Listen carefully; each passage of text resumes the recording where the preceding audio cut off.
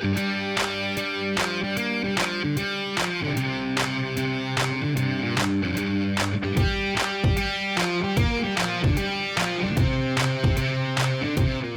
a trauma bond often when we're really, really tied to someone. So I'm not talking about bog standard heartbreak here. I'm not talking about how to get over someone who you've just dated, you've had a relationship with. I'm talking about the person that you really feel like you can't walk away from, the person who you have this bond with, but you also know it's really unhealthy and really toxic. And while you know there is something there and this person does care for you, it's like this unhealthy push and pull dynamic where you can't seem to walk away. So what this is a trauma bond. The relationship is familiar to you in some way. There's a part of you that feels as though this dynamic has happened before with someone close to you. More than likely a parent, right? Could be a father, could be a mother, or a father or mother figure, as in they're not your actual mum and dad, but they had that kind of dynamic with you. Like it might be a grandparent or a auntie or uncle, depending on your family dynamic and who raised you and all that good stuff. Whatever you played out with them, whatever interactions you had with them, whatever dynamic you had with them, however it looked with them, is the same dynamic you're playing out with this, quote, toxic person, right? The ex or the person you can't seem to move on from. Now, when I say toxic, we're not trying to brandish them or say they're wrong or they're a toxic person and I'm fine. Like, it's a toxic relationship and we're both partaking in the toxicity and the unhealthy back and forth between the two of us, right?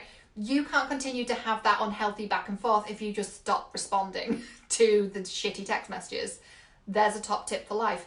But the question is, why is there a pull there to respond to this person who you are trying to move on from?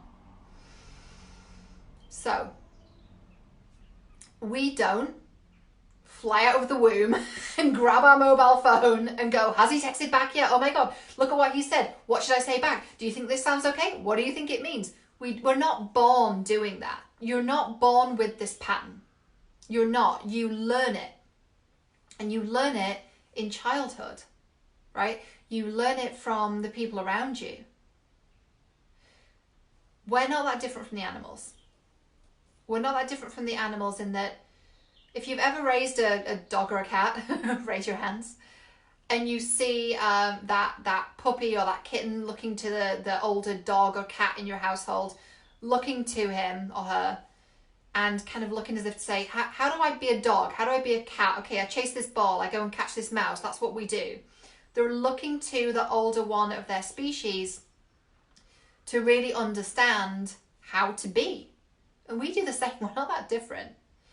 We look to our elders, whoever is in our environment when we're very, very little. I'm talking about pre-6 years old, very young. We're looking to them to understand our place in the world, to understand how we work, to understand how relationships work, to understand all of that.